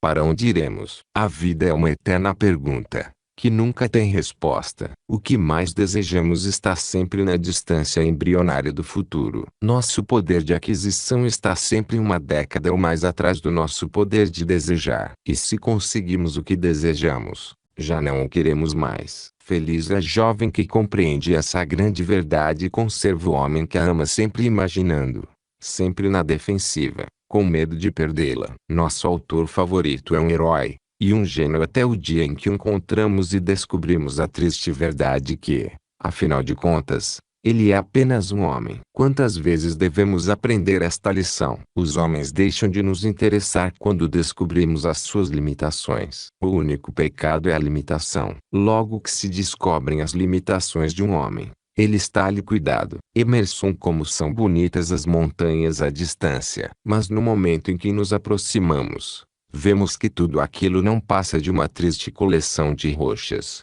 terra e arbustos. Beleza, felicidade e prazer são estados de espírito. Não podem ser desfrutados se não vistos de longe. O mais belo quadro de Rembrandt se torna uma série de borrões quando olhamos muito de perto. Se destruirmos os sonhos no coração de um homem, o teremos destruído também. O homem está perdido desde o momento em que deixou de acariciar a esperança de uma realização futura. O homem é feito de tal maneira que a felicidade mais duradoura é aquela que ele sente quando procura um objetivo ainda distante. O melhor da festa é esperar por ela, diz o adágio. O que temos à mão não nos satisfaz. A única satisfação duradoura é a que sente aquele que conserva bem viva, no coração, a esperança de um futuro acontecimento. Quando a esperança morre, grava no coração humano a palavra fim. A maior inconsistência da vida é o fato de que a maioria das coisas em que acreditamos não é verdade. Russell Coelho é o autor da conferência mais popular que já se realizou em língua inglesa. Chamou a Minas de Diamantes. A ideia central dessa conferência é a afirmação de que ninguém precisa procurar muito distante as oportunidades, pois elas podem sempre ser encontradas perto de nós. Talvez. Mas quantos acreditarão nisso? A oportunidade pode ser encontrada em qualquer parte quando a procuramos realmente. Para a maioria dos homens, é melhor olhar do outro lado da cerca. Quão fútil é insistir com um indivíduo para que tente a sua sorte na sua pequena cidade natal, quando a sua natureza exige que ele procure uma oportunidade em outro lugar. Não se preocupe, o leitor, se do outro lado da cerca a relva parece mais verde. A natureza quis que assim fosse. É assim que ela nos atrai e nos dá forças para a luta pela vida. Os milagres modernos. Algumas pessoas duvidam da autenticidade da Bíblia, pois julgam que, se podiam realizar milagres há mais de 2000 anos, antes do alvorecer da ciência, quando o mundo ainda estava mergulhado nas trevas da ignorância e da superstição, muito mais fácil seria realizá-los hoje. Li partes da Bíblia cuidadosamente, várias vezes, e estou firmemente convencido de que ela nada contém, sobre os milagres, que não tenha sido mais do que igualado, durante os últimos 70 anos, à luz da ciência. Além disso, os milagres de hoje são sujeitos à análise e à prova. Qualquer criança de inteligência mediana, que conte mais de 12 anos, pode compreender os milagres modernos, e, por isso, trato aqui dessas modernas revelações pela fé. A fé, o maior de todos os milagres. Vivemos numa era de maravilhas, uma era de milagres explicáveis, dentre os quais citarei os que mais me impressionaram. Vimos o milagre realizado por Edison quando, depois de várias tentativas frustradas, arrebatou à natureza o segredo por meio do qual a voz humana pôde ser registrada num disco de cera, e perfeitamente reproduzida. Esse milagre, Edison realizou-o pela fé. Não tinha precedentes para guiá-lo. Tanto quanto se conhece pela história da civilização, ninguém antes dele realizara esse milagre. Um dos fatos mais estranhos acerca desse milagre é que Edison começou a experiência com um princípio muito rudimentar, tendo sido mais tarde revelado o aparelho por meio do qual foi descoberto o segredo da máquina falante. Esse princípio era a vibração, e o aparelho era um tubo de cera girando num cilindro, que entrava em contato com a ponta de uma agulha. Coisa alguma, senão a fé, podia ter tornado Edison capaz de iniciar a sua experiência tão perto da fonte do segredo que procurava, e apenas a fé poderia ter lhe dado a persistência para levar avante a experiência, apesar de 1000 fracassos. Foi a fé que habilitou Edison a concentrar o seu espírito na tarefa que o levou, depois de inúmeras tentativas fracassadas, a criar a lâmpada incandescente, com a qual domou a energia conhecida por eletricidade, e que hoje ilumina o mundo inteiro. Foi a fé que levou Edison a continuar suas experiências com o fonógrafo até realizar o milagre que imaginou. Foi a fé que sustentou os irmãos Surrey durante árduos anos de experiências antes de conquistarem o ar e criarem a máquina que venceu, tanto em rapidez como em resistência, os pássaros mais velozes. Foi a fé que guiou Lady Forest através de anos de luta aparentemente infrutífera, até que conseguiu aperfeiçoar o aparelho com que o homem envia hoje o som da voz em torno do mundo, em um segundo, por meio de uma forma de energia desconhecida dos homens, no tempo em que foi escrita a Bíblia. Foi a fé que levou Cristóvão Colombo a navegar em mares desconhecidos, à procura de uma terra que, tanto quanto sabia, não existia senão na sua imaginação. Considerando-se a fragilidade dos navios que empregou para tão difícil viagem, a sua fé deve ter sido decerto dessa espécie que torna possível ao homem ver atingido o objetivo dos seus esforços antes mesmo de tê-los iniciado. Foi a fé que inspirou Copérnico para a descoberta dessa parte do universo que olhos humanos nunca haviam enxergado, e isso numa época em que tais revelações podiam significar a destruição daqueles que as faziam pelos seus contemporâneos, que acreditavam apenas na existência das estrelas que podiam ser vistas a olho nu. Foi a fé que revelou a Joseph Smith as provas fragmentárias de uma civilização que precedeu a dos índios no continente americano. Essa descoberta ele a fez pelo menos 100 anos antes que essas revelações, nas Américas do Norte e do Sul, tivessem sido realmente trazidas à luz. As revelações de Joseph Smith foram a causa de sua morte, às mãos de um bando, cujos chefes se sentiam ofendidos com essa revelação moderna de milagres, o que vem demonstrar a pertinácia com que a humanidade tem combatido a todos os que focalizam a luz da compreensão sobre o princípio da fé. Foi a fé que tornou possível a regra de ouro de Nash transformar um fracasso comercial num brilhante exemplo de triunfo por meio do simples processo de lidar com os seus sócios e com o público a quem servia, na base da regra de ouro preconizada por Cristo.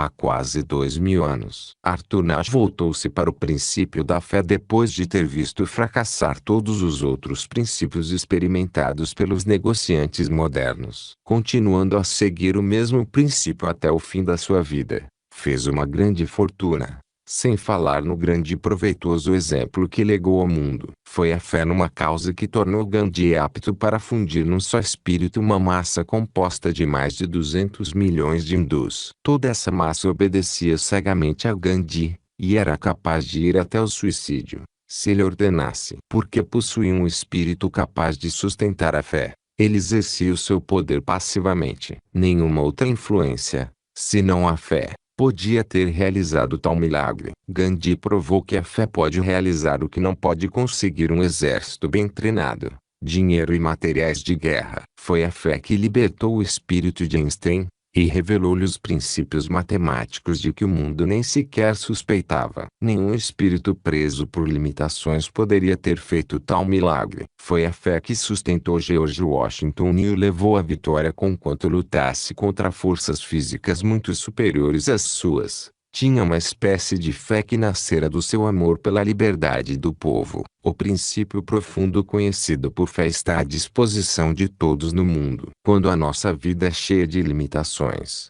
de misérias e necessidades, é porque não chegamos à compreensão de que no nosso próprio espírito há um laboratório com todo o aparelhamento para engendrar a energia da fé. Julgando-se as possibilidades do futuro pelas realizações do passado, os milagres ainda a revelar são em número infinitamente superior ao dos que foram revelados no passado. Ainda não foi revelado qual será o nosso destino. Vivemos numa era de revelações. Aqueles que creem que o poder da revelação passou com a superstição e a ignorância que prevaleceram há algumas centenas de anos têm muito pouca compreensão da história moderna. Homens como Watt, Whitney, Bell, e Steinmetz, Morse, Edison, os irmãos Wright, Lady Forest, Henry Ford, Simon Lake, Arthur Nash, Einstein e Gandhi são miraculosos. Ampliaram o horizonte mental do homem e descobriram mundos novos. Nossos dias são dias de milagre. Vivemos na era da fé. O mundo passa por uma experiência que exige muitas formas de ajustamento das relações humanas. Os verdadeiros dirigentes, durante esse período, são os que tiveram grande capacidade de fé. Não há lugar, no programa do futuro imediato, para os vacilantes ou para os que acreditam que os milagres pertencem às eras passadas, quando tudo vivia imerso em mistérios impenetráveis. Os milagres do futuro serão revelados pela ciência. As pesquisas levadas a efeito, no campo da ciência, já fizeram revelações incomparáveis a quaisquer que tenham sido feitas no passado. O mundo transformado, resultante do colapso econômico americano de 1929, proporcionou grandes oportunidades para todos os que estão preparados para fazer uso prático desses milagres recentemente descobertos.